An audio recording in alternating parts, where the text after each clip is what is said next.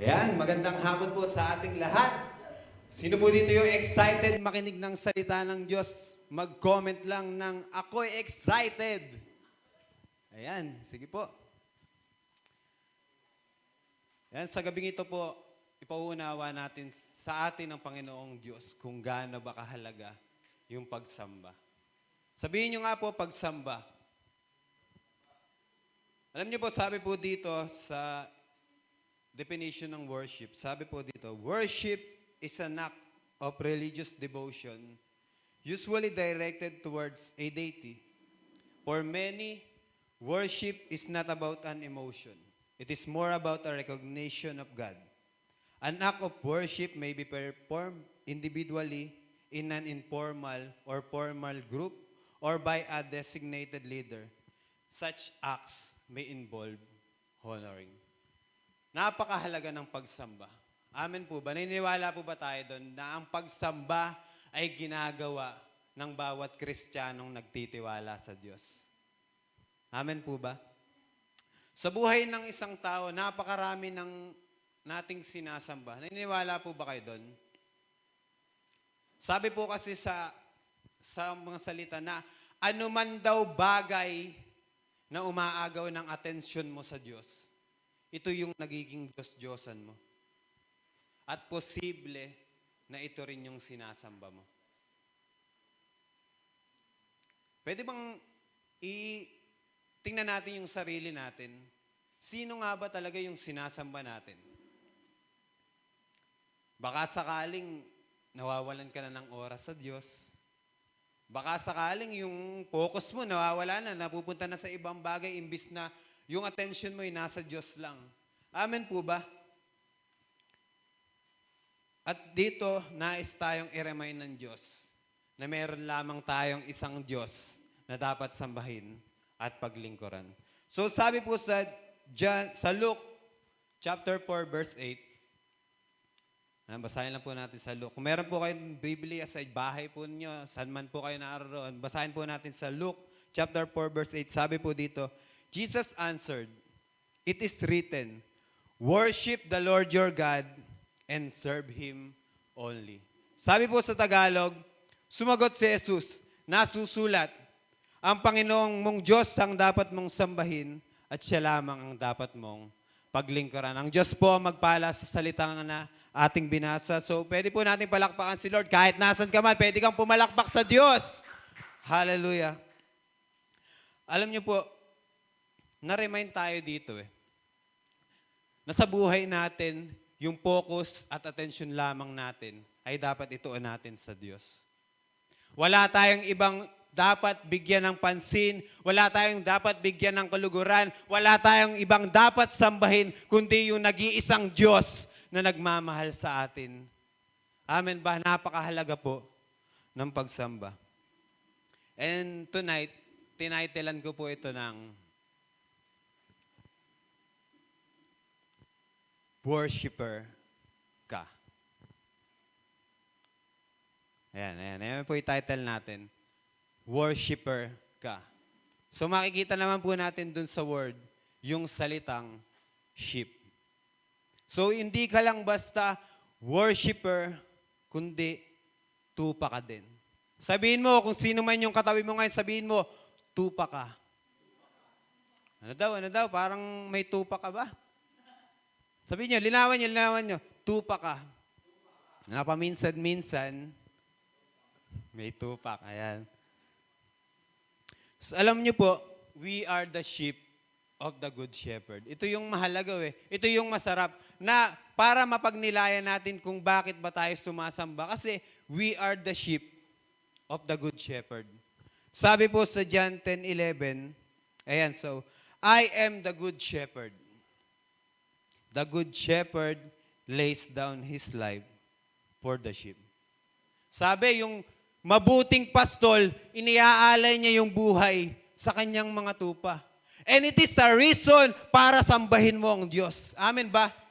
Isa yung dahilan para sumamba ka kasi mismong ang Diyos nag-alay ng buhay niya para sa'yo.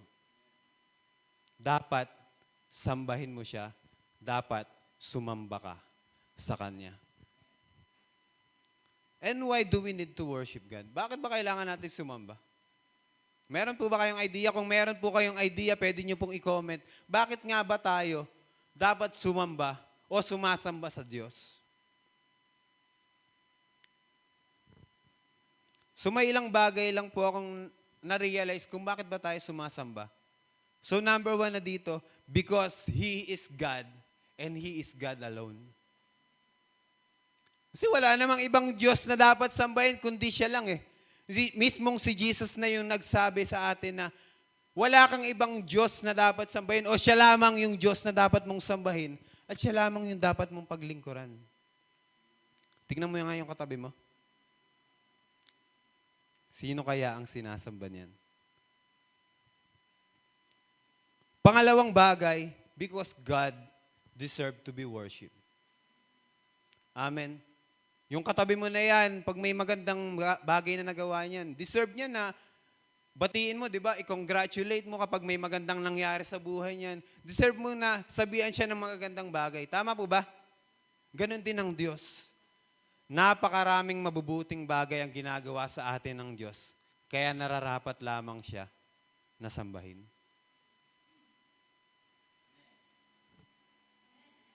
Worshipper ka. Pangatlong bagay, because it is the main purpose of our lives. Walang ibang purpose ang buhay natin. O ito yung unang-unang purpose ng buhay mo kung bakit ka nilikha ng Diyos. Upang maging mananambahan ng Diyos. Kundi ikaw yung nilikha para sambahin yung lumikha. We are blessed. Sabi mo dyan sa katabi mo, blessed ka. Kasi may pagkakataon ka na makasamba sa Kanya. Ito yung mga dahilan kung bakit ba tayo sumasamba. Kasi Diyos siya eh. Tama ba? Wala tayong ibang dapat sambahin kundi yung nag-iisang Diyos. Hindi yung mga bagay na umaagaw ng atensyon natin sa Kanya. Baka sakaling hindi mo napapansin na may iba ka nang sinasamba. Pwedeng yung girlfriend mo, yung boyfriend mo, yung mga bagay na nilalaro mo, o yung mga bagay na umaagaw ng atensyon mo sa Diyos. Baka hindi mo napapansin, iyan na, yung Diyos-Diyos ang sinasamba mo. And tonight, gusto ng Diyos na maunawaan natin na sa buhay natin, maging buhay dapat natin yung pagsamba sa Kanya. Alam niyo po, every time na sumasamba tayo sa Diyos, hindi lang naman siya yung nagbe-benefit eh. Kapag nakita ng Diyos yung puso mong sumasamba sa Kanya, sigurado ako na may gagawin ng Diyos sa buhay mo. Ang kailangan lang natin gawin, itaas yung dakilang pangalan niya. Pero ano nga ba yung pagsamba? Para sa atin, ano ba yung pagsamba? Pwede po ba i-comment natin sa panonood, sa live, sa comment section? Para sa'yo, ano ba yung pagsamba? Baka sakali kasing nami-misinterpret natin yung pagsamba eh. Ano ba sa atin yung pagsamba? Ito ba yung kumakanta ka? Ito ba yung nagtataas ka ng kamay? Ito ba yung umiiyak ka sa harapan ng Diyos? Posible na kumakanta ka, pero hindi ka sumasamba. Posible na nagtataas ka ng kamay sa Kanya, pero hindi ka sumasamba. Kasi may mga pagkakataong sa buhay natin na sa oras ng pagsamba, yung atensyon natin natutuon sa iba. Sa oras ng pagsamba, yung puso mo nasa malayo. May mga pagkakataon na sumasamba ka sa Diyos, pero yung isip mo nasa malayo. Posible pong kumakanta ka, pero hindi ka sumasamba. Amen po ba? So may mga bagay pong nais ng Diyos na maunawaan natin. So dito po papasok yung kung ano ba yung ibig sabihin ng pagsamba natin sa Diyos. So may ilang bagay lang po akong nais ibahagi sa atin sa gabing ito. Worshiping God means, number one, recognizing who He is. Recognizing who He is. Yung kinikilala mo yung Diyos sa buhay mo. Madalas pong sinasabi ko sa every time na mag-share ako, na yung lalim ng pagsamba mo ay nakadepende sa lalim ng pagkakilala mo sa Kanya. Dahil kapag mababaw ang pagkakilala mo sa Diyos, posible na yung pagsamba mo mababaw lang eh. Tama po ba? Na kapag mababaw yung pagkakilala mo sa Diyos na ito lang siya para sa iyo eh. Hindi mo siya malalim na sasamba. Pero pag kilala mo siya sa malalim na kaparaanan, kapag meron kang connection sa Kanya, masasamba mo siya in a deeper way. Amen po ba? Na hindi ka lang basta kakanta, kundi sasamba ka sa Kanya. Sabi po sa Mark 8:27 verse 29, sa English po, sabi po dito, Jesus and His disciples went to the village around Caesarea Philippi. On the way, He asked them, "Who do people say I am?" Tinanong ng Diyos, na Jesus, kung sino daw ba siya? Sabi ng iba. Ito po yung sagot nila. They replied, "Some say John the Baptist, others say Elijah, and still others, one of the prophets." Pero ito po yung masarap eh. But what about you? Sino si Jesus sa'yo? Sino si Jesus sa buhay mo? Sa mga kapatid ko pong nanonood ng live streaming, sino ba si Jesus sa buhay mo? Sabi po ni Peter, tinanong siya ni Jesus, "Who do you say I am?" Sino ba ang Diyos? Para maintindihan natin yung kung gaano ba kahalaga yung magpagsamba, sino ba yung Diyos sa buhay mo? Sabi ni Peter, "You are the Christ." You are, sa ibang salin, you are the Messiah. Siya yung Diyos na nag-alay ng buhay para sa iyo. Hindi ba kakarapat dapat siya para sa pagsamba? Amen po ba? Hindi ba yung Diyos na nag-alay ng buhay para sa iyo ay yung Diyos din na karapat dapat sa pagsamba mo? Nauunawaan na po ba natin kung gaano kahalaga yung pagsamba na ginagawa natin para sa Diyos? Na hindi lang ito yung pupunta ka sa church, magtataas ka ng kamay, kakanta ka. May mas malalim pa pong ibig sabihin yung pagsamba. Na kinikilala mo yung Diyos sa buhay mo, kinikilala mo siya kung sino siya, kaya masasamba mo siya sa mas malalim na kaparaanan. Amen po ba?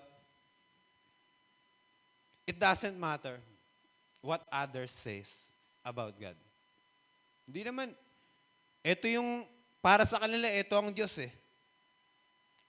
What matter is, sino ba si Jesus sa buhay mo? Si Jesus ba yung nagbago ng buhay mo?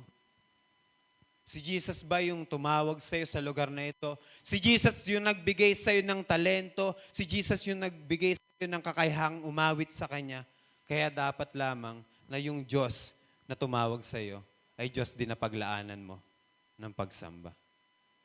Amen. Sino ba si Jesus sa buhay mo? Kung sino man siya sa buhay mo o kung gaano man kalalim yung pagkakilala mo sa Kanya, isa yung dahilan para sambahin mo siya.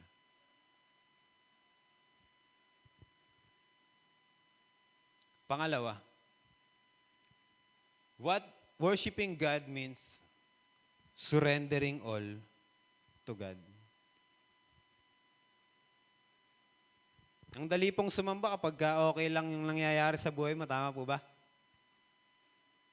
Ang dali sumamba, ang daling umawit sa Kanya kapag yung nangyayari sa iyo, yung nangyayari sa iyo, smooth lang lahat. Ang daling magtaas ng kamay, ang daling sumigaw, ang daling magpuri sa Diyos kapag lahat ng nangyayari sa buhay mo, gusto mo. Pero kamusta ka? Kapag di na maganda yung sitwasyong kinakaharap mo. Kamusta ka kapag hindi na maganda yung sitwasyong kinakaharap mo? Kapag hindi na maganda yung nangyayari sa buhay mo, kamusta ka? Ganun pa rin ba kadali sa'yo ang sumamba?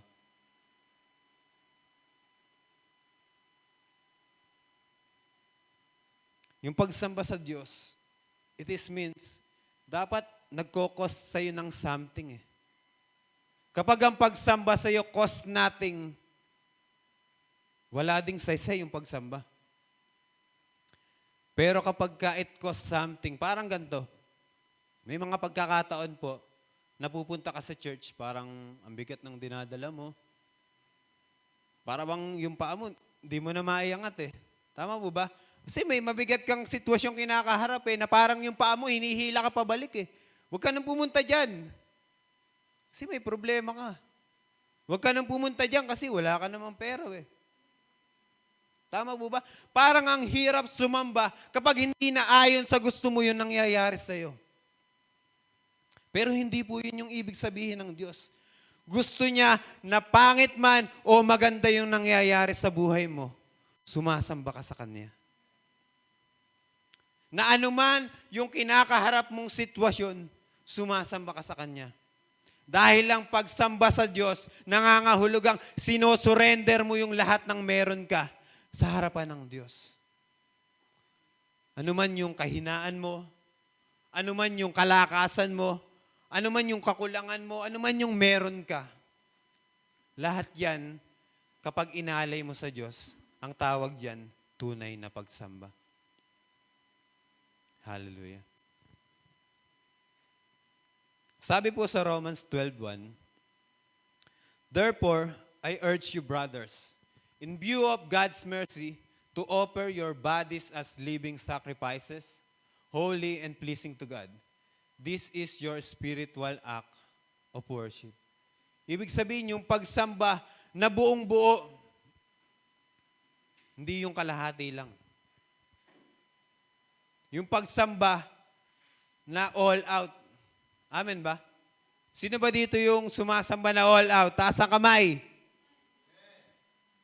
Hindi yung, di ba, dati nung unang tayong sumasamba, mahihiyain tayo eh.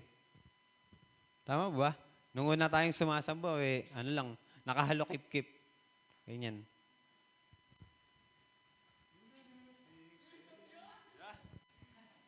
Yung parang, alam mo, iba na yung lalim ng pagsamba ng mga katabi mo, ikaw parang nanonood lang. Tapos, habang tumatagal, habang nauunawaan mo, yung halaga ng pagsamba, tumataas na, unti-unti. Hindi na, nasa gilid na. Para ka nang may pakpak. Hanggang sa unti-unting maunawaan mo yung halaga ng pagsamba, all out!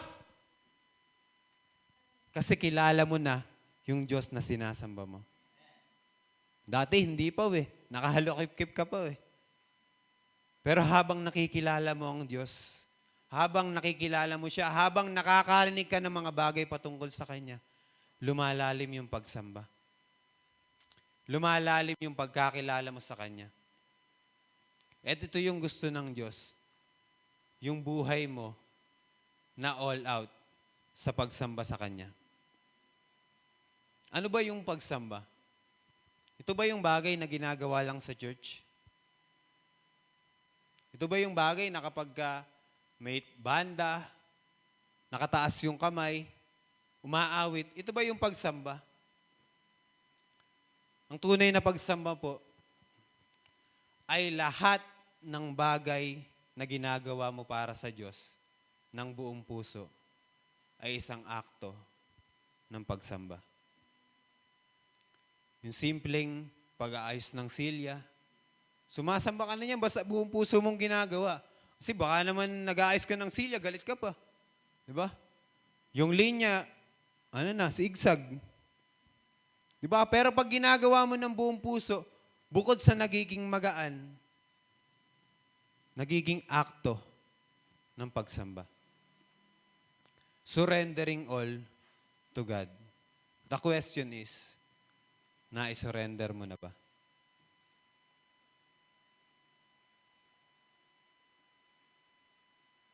Na-surrender mo na ba sa Diyos?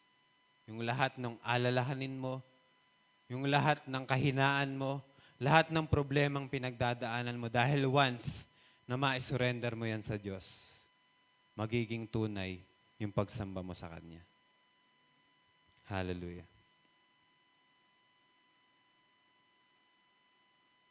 Pangatlong bagay, and last, worshiping God means confessing that we are nothing without Him. Yung mga, hindi lang po yung mga pinanganak ng February yung kulang-kulang. Tulad ko.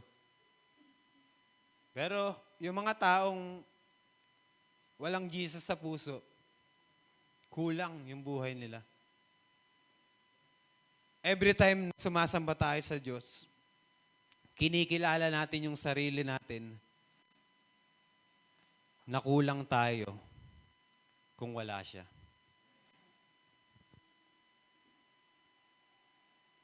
Sabi po sa John 15 verse 5, I am the vine and you are the branches. If a man remains in me and I in him, he will bear much fruit.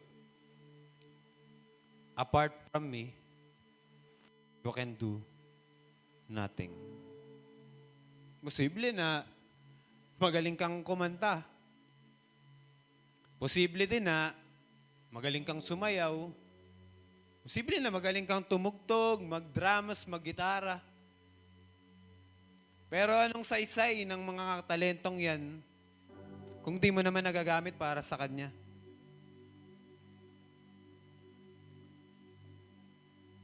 Anong halaga ng sanga kung hindi naman konektado sa puno?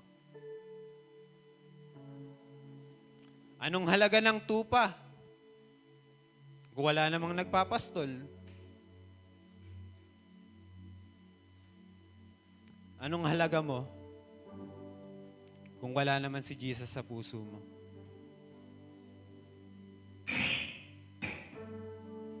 Tonight, we must confess, kilalanin natin yung sarili natin na wala tayo kung wala ang Diyos. Na wala kang magagawa kung walang tulong ng Diyos. Na wala ka dito sa lugar na to o dyan sa kinalalagyan mo kung wala ang Diyos. Lahat ng bagay na meron tayo, ang Diyos ang dahilan ng lahat ng yan. Kaya sa gabing ito, ano man ang meron ka, nais ng Diyos na ialay mo yan sa pamamagitan ng pagsamba.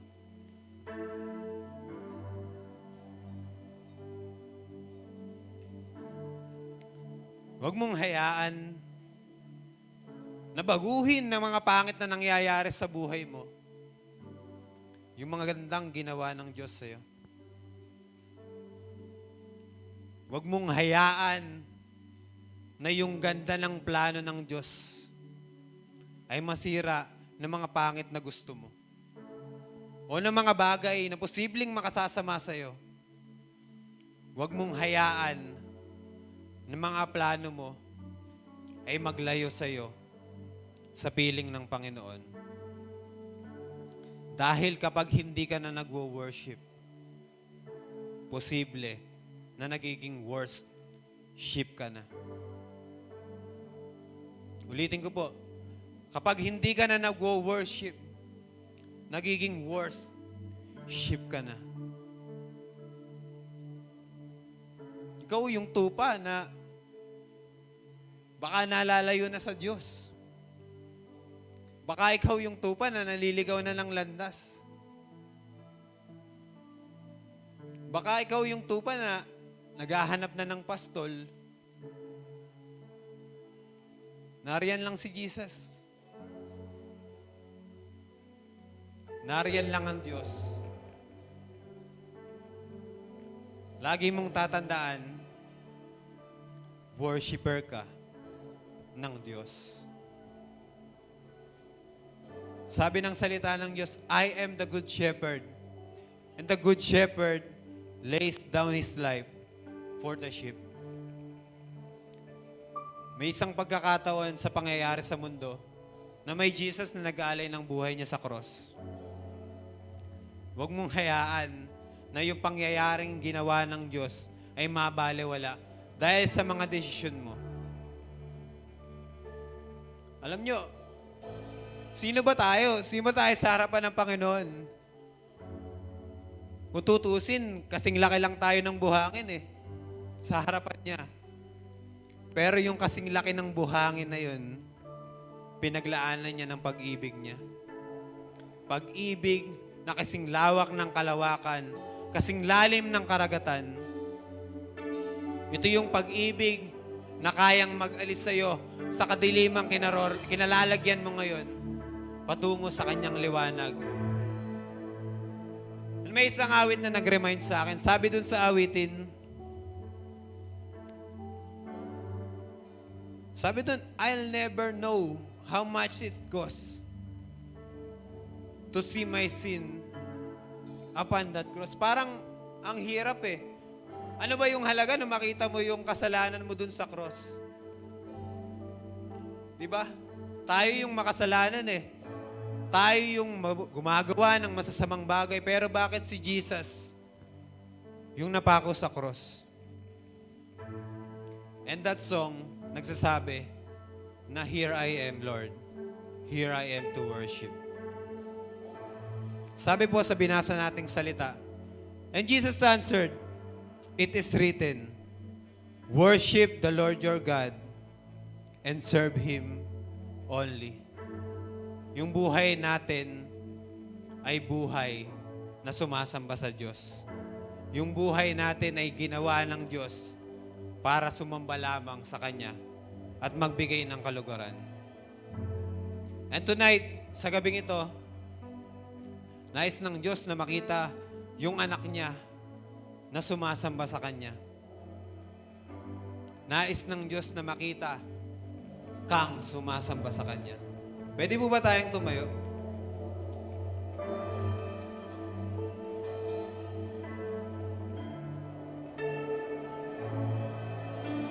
Ano nga ba yung pagsamba? Yung pagsamba natin sa Diyos, ito'y nangangahulugang pagkilala kung sino ba siya. Yung pagsamba natin sa Diyos, ito yung pagsusuko ng lahat sa Kanya. At ito yung pagkilala na kulang tayo kung wala siya. Kaya dapat po, sa gabing ito, ialay natin yung ating buong pagsamba sa harapan ng Panginoon. And let us worship the Lord with all our hearts. Hallelujah.